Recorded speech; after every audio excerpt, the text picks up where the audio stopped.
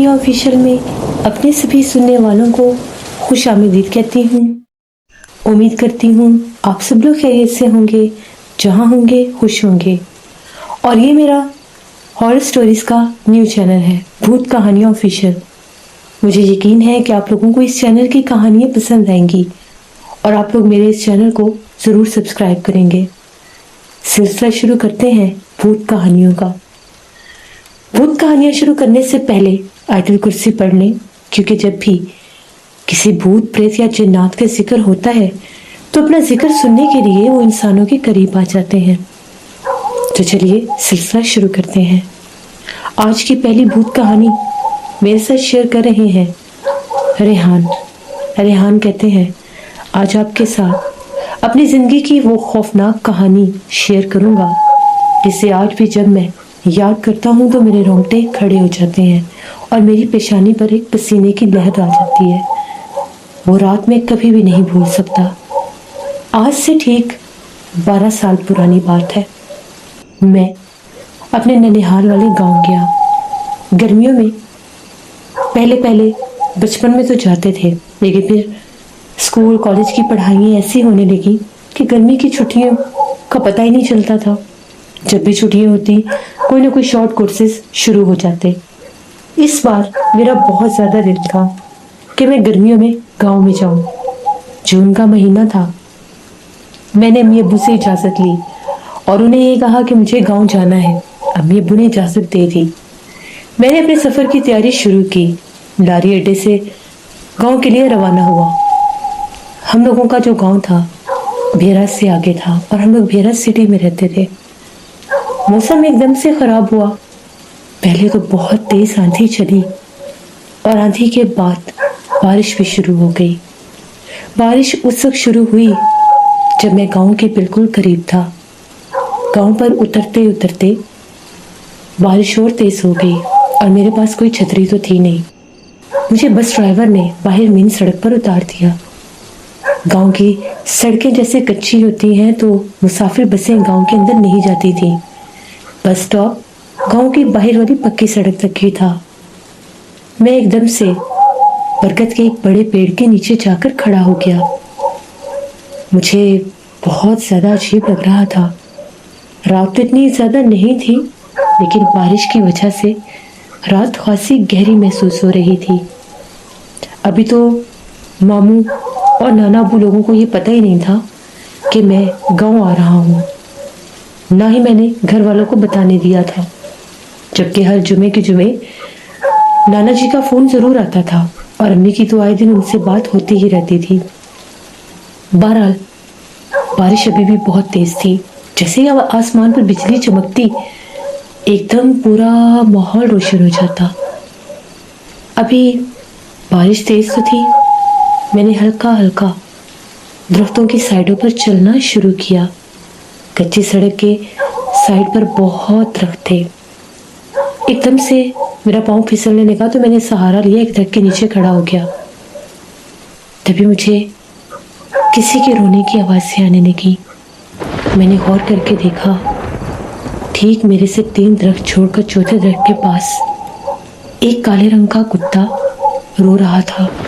शायद बारिश की वजह से भीग गया होगा या बेघर होगा, इसलिए वहाँ पर रो रहा था। मैंने कुत्ते के रोने की आवाज़ें सुनी। मैं थोड़ा सा डर गया। अक्सर गांव के कुत्ते हमला भी कर देते हैं अगर कोई अजनबी हो तो। मैंने वो साइड ही बदल दी। बड़ी मुश्किल से गीली मिट्टी से बचता बचाता कि पाँव न फिसल जाए, सामने वाले दरख्तों की तरफ चला गया। उसके पीछे कुछ ऐसी घास और झाड़ियाँ उगी हुई थी कि वहाँ पर कुछ चलना आसान था। मैंने चलना शुरू कर दिया। दरख्तों के साथ साथ चलता हुआ जा रहा था। तभी कुत्ता तो खासा पीछे छूट गया। अब आगे बस मुझे एक मोड़ मुड़ना था तो गांव की आबादी शुरू हो जानी थी। गांव की आबादी से तो भी मैं दूर ही था। एक गोल रास्ता जहाँ पर दोनों अतराफ में दरख्त ही दरख्त, कच्ची सड़क, बरसती बारिश और सुनसान रात। जा ही रहा था तभी मेरे कानों के साथ एक आवाज़ टकराई, मुझे भी साथ लेते जाओ बेटा, मैं अकेली हूँ। इस आवाज़ ने तो जैसे मेरे ऊपर ही बिजली गिरा दी हो। इतनी बारिश में भला कौन होगा? मैंने गर्दन घुमाकर पीछे की तरफ देखा। मुझे एक वजूद खड़ा हुआ नजर आया। उसी दरख्त के पास से तो मैं गुजर कर आया था, वहां तो कोई था ही नहीं। एकदम से एक बूढ़ी औरत नमूदार हुई। बुरा हाल हुआ था, भीगे हुए कपड़े, झुर्रियाया हुआ चेहरा और चेहरे के ऊपर बेतहाशा तजस्सुस। मुझे फिर से कहा, बेटा मैं कब से बारिश में खड़ी हूँ, मुझे भी गांव की आबादी में जाना है, मुझे भी साथ लेते जाओ, बूढ़ी जान हूँ, चला नहीं जा रहा। मैं थोड़ा सा डर गया और मैंने कहा, अम्मा आप इतनी बारिश में बाहर क्यों आई थी? तो वो कहने लगी, आना पड़ा, ज़रूरी काम था, ये बस आगे कब्रिस्तान तक जाना था। तो जब वापस आने लगी तो तेज़ बारिश शुरू हो गई। जैसे ही उस अम्मा ने कब्रिस्तान का नाम लिया, आसमान पर बादल गरजे। उस टाइम मेरी हालत बहुत ख़राब थी। मैंने कहा कि ठीक है, अगर आपको आना है तो आप मेरे पीछे पीछे आती जाए, मैं तो गांव की आबादी की तरफ ही जा रहा हूँ। थोड़ा सा दिल धड़क रहा था, मजबूर था। फिर भी वो बूढ़ी अम्मा जो थी मेरे पीछे पीछे चलने लगी। 1 से 2 कदम तो मुझे सुनाई दिए, उसके बाद उसके कदमों की आहट नहीं थी। जितना भी आहिस्ता कदम रखो, पानी पर पाँव पड़े तो आवाज़ तो आती है, भले फिर फर्श मिट्टी का हो या सीमेंट का, आवाज़ नहीं आ रही थी। बहरहाल हल्की सी नज़र चुराकर मैं पीछे देख लेता था। अम्मा पीछे चलती हुई आ रही थी। तभी चलते चलते वो बूढ़ी अम्मा बिल्कुल मेरे पीछे आ गई। हल्की हल्की उसकी आवाज़ में ऐसी सनसनी थी जैसे वो रो रही है मध्यम आवाज़ों में। मैंने पलट कर देखा, झुका हुआ चेहरा था नीचे की तरफ, कमर भी झुकी हुई थी। तो मैंने पूछा, अम्मा आप ठीक है? तो वो कहने लगी, हाँ हाँ बेटा मैं ठीक हूँ, बूढ़ी हूँ, चला नहीं जाता ज़्यादा। उसके बाद अब आगे आकर वो सड़क शुरू होनी थी जहाँ पर आबादी थी। उससे पहले एक बूढ़ा बरगद का पेड़ आता था, जिसके बारे में मशहूर था कि वो आज सेब ज़दा है। जब भी हम गांव आते थे तो नाना जी मना करते थे कि शाम के बाद बूढ़े बरगद के पेड़ की तरफ नहीं जाना, जिन्नात इंसानों के ऊपर हावी हो जाते हैं। तभी वो बूढ़ी औरत वहाँ तक तो मेरे साथ आई। उसके बाद वो आवाज़ें तो मुसलसल थीं, उसकी सिसकियों की, उसकी सांस लेने की। लेकिन जब मैंने पलट कर देखा, वो बूढ़ी औरत नहीं थी। वो कहाँ गई? वो गायब हो गई। लेकिन उसकी आवाज़ मेरे साथ साथ थी। बारिश और तेज़ हो गई। मेरे दिल दिमाग पर तो जैसे खौफ का बसेरा हो गया। मैं बुखला गया और मैं आवाज़ देने लगा, अम्मा अम्मा कहाँ हो? लेकिन कोई आवाज़ नहीं आई। बस दूर से एक कहका सुनाई दिया। वो बहुत खौफनाक कहका था। मेरी खौफ की और हैरत की कोई हद नहीं थी। मैंने भागना शुरू कर दिया। गांव के 3 गलियां छोड़कर चौथी गली में मेरे नाना जी का घर था। वहां पर जाकर मैंने जोर जोर से दस्तक देना शुरू कर दी। सब लोग कमरों में थे। बहरहाल मामू को आवाज़ आई। मामू ने तेजी से आकर दरवाज़ा खोला। मुझे देखकर कहने लगे, रेहान तुम इस टाइम इतनी बारिश में, अंदर आओ। मुझे अंदर ले गए, लेकिन मैं पलट पलट कर पीछे ही देख रहा था। मामू ने झांक कर बाहर देखा और दरवाज़ा बंद कर दिया। मैं अंदर आया, सबसे मिला। सब हैरान हो गए कि तुमने तो आने से पहले बताया भी नहीं। मैंने ने कहा कि बस मैं आप लोगों को सरप्राइज देना चाहता था और चाहता था कि ऐसे ही है। तभी मेरी नानी अम्मा कहने लगी, तुम इतने डरे हुए क्यों हो? सब खैर तो है? क्या हुआ है? मैंने कहा कि नहीं कुछ नहीं। थोड़ी देर के बाद मैंने कपड़े बदले। जब मेरी तबीयत ख़राब होने लगी, मुझे बहुत सी ठंड लगने लग गई। जबकि मौसम गर्मियों का था, मुझे बहुत सा बुखार हो गया और जिस्म के ऊपर नील के निशान पड़ गए। मैं शदीद बुखार में कुछ बड़बड़ा रहा था। पता नहीं मैं क्या बोल रहा था, किसी का नाम ले रहा था, उस बूढ़ी औरत का शायद। तो तभी मेरे मामू कहने लगे, तुम्हें क्या हुआ, तुम क्या बोल रहे हो। मैंने उन्हें सारी बात बताई कि ऐसे ऐसे मेरे साथ हुआ है। नाना अब्बू और नानी अम्मा ने भी सुना। उससे भी यही कहने लगे कि बरगद के पेड़ के जितने भी जिन्नात हैं वो रात के वक्त ऐसे ही लोगों को भटकाते हैं। ये बूढ़ी औरत बहुत से लोगों को कब्रिस्तान तक भी लेकर गई है। ऐसे ही अगर कोई मुसाफिर रात के वक्त मगरिबी आइशा के बाद गांव में आता है और उन दरख्तों में खड़ा होता है, किसी वजह से भी ये बूढ़ी औरत नमूदार हो जाती है, रोना शुरू कर देती है और फिर उन लोगों को अपने साथ लेकर कब्रिस्तान की तरफ जाती है। बहुत से लोग बेहोश मिलते हैं। इसीलिए तो हमारे गांव में रात के बाद कोई भी नहीं आता। तुम्हें मना भी किया था बेटा कि बरगद के बूढ़े पेड़ की तरफ नहीं जाना। तुम फिर भी बरसती बारिश में उस तरफ जा निकले। सुबह तुम्हें मौलवी साहब के पास लेकर जाएंगे। मौलवी साहब जब तुम्हें दम करेंगे तो फिर ही ये मुसीबत टलेगी। रात भर मैं सो नहीं सका। रात भर मेरे कानों में उस बूढ़ी औरत की आवाज़ें गूंजती रहीं। वो रात एक ड्रामे ख्वाब से कम नहीं थी। अगली सुबह नाश्ते के बाद मुझे नाना अब्बू लेकर गए मौलवी साहब के पास। तो मौलवी साहब ने मुझे दम किया और कहा कि तुमने गलती से भी मगरिब के बाद बूढ़े बरगद की तरफ नहीं जाना, वरना वो चीज़ तुम पर हावी भी हो सकती है, क्योंकि खासी देर वो तुम्हारे कदमों पर कदम रखकर चलती रही है। तुम्हारी खुशबू भी उसने महसूस की है। अपना ख्याल रखना। शायद जब तुम उस दरख्त के आसपास से गुजरो वो तुम्हें दिखाई दे। तुमने उसकी तरफ देखना भी नहीं, ध्यान नहीं करना। 1-2 दिन तो वहाँ पर मैं ठीक रहा। तीसरे दिन मैं मामू के साथ गांव से बाहर जा रहा था उनके एक दोस्त को मिलने। तो मैं क्या देखता हूँ कि जो ही हम लोग बूढ़े बरगद के पेड़ के पास से गुजरे थे, उसकी लटकती हुई शाखों के साथ वो बूढ़ी औरत लटकी हुई थी। उसी वक्त मेरी हालत ख़राब हो गई। मेरा सर भारी हो गया, आंखों से पानी बहने लगा। मुझे ऐसे लग रहा था कि मेरे कान फट जाएंगे, मुझे इतना दर्द हो रहा था। मैंने मामू से कहा, मामू मुझे घर जाना है, मेरी तबीयत ठीक नहीं है, वापस चले। मामू मुझे घर लेकर आए। मुझे शदीद बुखार हो गया। मौलवी साहब को बुलाया गया। मौलवी साहब ने दम किया। थोड़ी सी मेरी आवाज़ भी भारी हुई थी, मेरे ऊपर उसका असर हुआ था थोड़ा सा। फिर मौलवी साहब ने हिफाजत का एक तावीज़ दिया और कहा कि इसको गले में पहनो और 2 दिन के बाद अपने शहर चले जाओ। फ़िलहाल तुम्हारा यहाँ पर रुकना ठीक नहीं है, लेकिन सफ़र तुम्हें 2 दिन के बाद ही करना है।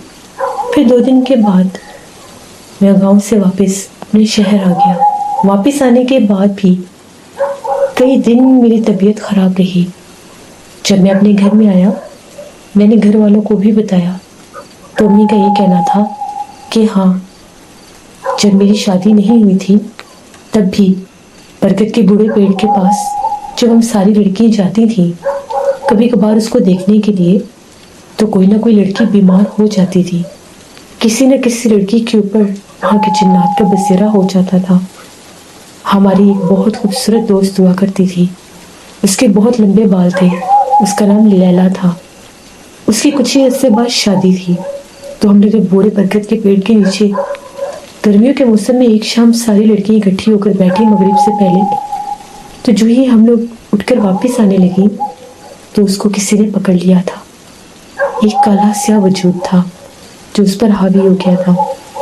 जिस दिन उसकी शादी थी, उसकी मेहंदी वाली रात उसे दौरे पड़ने लग गए और उसकी हालत ऐसी थी कि जैसे वो खुदकुशी करना चाहती थी। वो चिल्ला रही थी, चीख रही थी और बार बार यही कह रही थी कि मेरे पीछे कोई है, वो बहुत डरावना है, कभी औरत के रूप में आता है, कभी मर्द के रूप में, और वो मुझे कहता है कि मैं तुम्हें साथ लेकर जाऊंगा।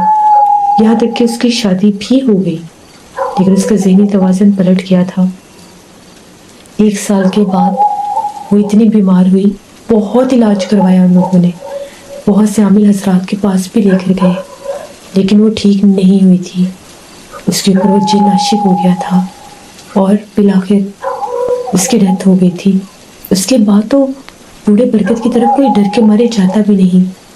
جانتے ہو، اکثر سردی کی راتوں میں جب پورا گاؤں سنسان ہو جاتا ہے، بوڑھے برکت کے پیڑ کے نیچے خود بخود آگ جلنے لگتی ہے۔ وہ آگ جنات صرف اس لیے جلاتے ہیں کہ سردی کی ٹھنڈی راتوں میں جب کوئی مسافر گاؤں میں آئے گا، اسے ٹھنڈ لگے گی تو کوئی ہاتھ سیکنے کے لیے جب اس درخت کے پاس جائے گا تو وہ جنات اسے اپنا شکار بنا لیں گے۔ ہمارے گاؤں میں باقاعدہ اعلان کروایا جاتا تھا کہ کوئی بھی بوڑھے برکت کے پیڑ کی طرف نہ جائے، مغرب کے بعد جو بھی جائے گا جنات اسے مار دیں گے۔ تبھی ہم لوگوں نے امی سے پوچھا، امی جب وہاں پر معاملات اتنے خراب تھے تو آپ کے گاؤں والے یا آپ سب نے کسی عامل کو لانے کی کوشش کیوں نہیں کی؟ تو ان کا یہ کہنا تھا کہ بہت بار بہت عامل آئے، یہاں تک کہ جادوگر آتے تھے کہ اس بوڑھے برکت کے پیڑ کے اوپر جو جنات ہیں ان کو وہ قید کر سکے، لیکن وہ بھوت پریت اور جنات وہاں پر بہت زیادہ تعداد میں موجود تھے۔ جو بھی وہاں پر ان کو قید کرنے کے لیے آتا، وہ جنات اس کے اوپر حملہ آور ہو جاتے اور وہ انسان چیخو پکار کرتا، جان بچاتا وہاں سے بھاگ جاتا۔ کبھی کبھار سنسان راتوں میں چوکیدار بتاتا ہے کہ اس درخت کے آس پاس میں سینکڑوں کی تعداد میں کالے کوے بیٹھے دیکھتا ہوں۔ وہ کوے مخصوص انداز میں کچھ بول رہے ہوتے ہیں۔ 2 چوکیدار بھی گاؤں چھوڑ کر بھاگ گئے تھے۔ ان کا یہ کہنا تھا کہ برکت کے پیڑ کے پاس سے گزرتے ساتھ ہی ایسا لگتا ہے کہ چھوٹے بچے ہمارے پیچھے بھاگ رہے ہیں۔ بچے کھیلتے بولتے وہاں پر بیٹھے نظر آتے ہیں اور ان شاخوں کے ساتھ لٹک لٹک کر جھولتے نظر آتے ہیں۔ وہ درخت ایک خوف کی علامت تھا، جیتا جاگتا خوف۔ ہمارے گاؤں میں یہ بات مشہور تھی۔ اس دن جب تم جا رہے تھے مجھے یہ لگا تھا کہ شاید تم نے ماموں کو بتا دیا ہوگا اور ماموں باہر بس اسٹاپ پر تمہارا انتظار کر رہے ہوں گے۔ اگر تم مجھے یہ بات بتا دیتے کہ تم نے ان لوگوں کو بتایا ہی نہیں تو میں تمہیں کبھی بھی اتنی رات کو جانے نہ دیتی۔ اس کے بعد پھر جب بھی میں اپنے کمرے میں سونے کے لیے جاتا تھا، آدھی رات کے وقت مجھے ایسے لگتا تھا کمرے کے باہر کوئی چل پھر رہا ہے، اور یہ بالکل صحیح بات ہے۔ باہر سے کسی کی آوازیں آتی تھی، کوئی موجود ہوتا تھا اور آواز ایسی ہوتی تھی جیسے کوئی جوتا پہن کر اور اس کو گھسیٹ کر چلتا ہے۔ جوتے کی بہت زیادہ مجھے آواز سنائی دیتی تھی۔ ایک رات تو میں تنگ آ گیا، میں نے دروازہ کھول کر دیکھا، کونے میں مجھے ایک کالا سیاہ وجود جاتا دکھائی دیا۔ میں بہت ڈر گیا۔ اس کے بعد میں بہت بیمار ہوا تھا، اتنا بخار ہوتا تھا کہ میں بے ہوش ہو جاتا تھا۔ پھر میرا بہت زیادہ علاج کروایا گیا، تب جا کر میں ٹھیک ہوا۔ یہ میری کہانی تھی ہمارے نانا جی کے اس گاؤں کی، جہاں پر میں گرمی کی چھٹیاں گزارنے گیا تھا، اور اس بارش کی رات کی جب میرے پیچھے وہ بوڑھی چڑیل عورت کے روپ میں چلتی ہوئی آ رہی تھی، جو ہو بہو میرے قدموں کے اوپر قدم رکھ رہی تھی تاکہ مجھے اپنا نشانہ بنا سکے۔ میں کبھی بھی اس رات کو نہیں بھول سکتا۔ یہاں تک کہ ماموں کی شادی پر بھی جب ہم لوگ گئے تھے تو وہ اس درخت کے قریب سے گزرتے بھی نہیں تھے۔ آس پاس کے لوگوں نے خاصی زیادہ سوکھی لکڑیاں، کٹے ہوئے درخت کے تنے اس برکت کے پیڑ کے آس پاس جمع کر دیے تھے، کیونکہ گاؤں میں واقعات بڑھنے ہی لگ گئے تھے۔ نہ تو اس درخت کو وہ کاٹ سکتے تھے، نہ ہی اس کے جنات کو، بھوت پریت کو قید کر سکتے تھے۔ تو یہ کہانی تھی ہمارے اس گاؤں کی، جو رات میں نے وہاں پر گزاری۔ بہت شکریہ ریحان آپ کا۔ ویسے جب بھی انسان اپنے بڑوں کی باتوں کو نہیں مانتا یا انہیں بتائے بغیر کوئی ایسے کام کرتا ہے تو ہمیشہ نقصان اٹھاتے ہیں۔ ہمارے والدین، ہمارے بڑے ہمیں وہی باتیں سمجھاتے اور انہیں باتوں سے روکتے ہیں جو ہمارے لیے بہت بہتر ہوتی ہیں۔ اس لیے ہمیں ہر بات ان کی سننی اور ماننی چاہیے، اسی میں ہم لوگوں کی بھلائی ہوتی ہے۔ یہ تھی بھوت کہانیاں آفیشیل چینل کی فرسٹ ایپیسوڈ۔ آئی ہوپ آپ لوگوں کو پسند آئے گی۔ جو لوگ بھی چینل کو وزٹ کر رہے ہیں چینل کو سبسکرائب ضرور کریے گا۔ یہاں پر انشاءاللہ تعالی ایک دن کے بعد کہانی آیا کرے گی اور مختلف قسم کی کہانیاں ہوں گی، جن میں گاؤں کے قصے بھی ہوں گے، جن میں باقی خوفناک کہانیاں بھی ہوں گی۔ जैसे आप लोगों ने मेरे दूसरे चैनल्स को सपोर्ट किया है, इसी तरह से मेरे नए चैनल को सपोर्ट करना है। इंशाल्लाह ताला इस चैनल पर भी जो कहानी आप सुनेंगे आपको बहुत अच्छी लगेंगी। अपना फीडबैक आप लोगों ने मुझे ज़रूर देना है कि आप लोगों को मेरी कहानी कैसी लगी। आप लोग भी अपनी हॉरर स्टोरी शेयर कर सकते हैं डिस्क्रिप्शन बॉक्स में दिए गए ईमेल आईडी भूत कहानी ऑफिशियल 99 पर। इसके अलावा आप लोग मुझे कमेंट बॉक्स में भी स्टोरी शेयर कर सकते हैं। इंशाल्लाह ताला परसों फिर मुलाकात होगी किसी नई भूत कहानी में। तब तक अपना बहुत सा ख्याल रखिएगा। Thank you for listening my stories. Stay tune. अल्लाह हाफिज़।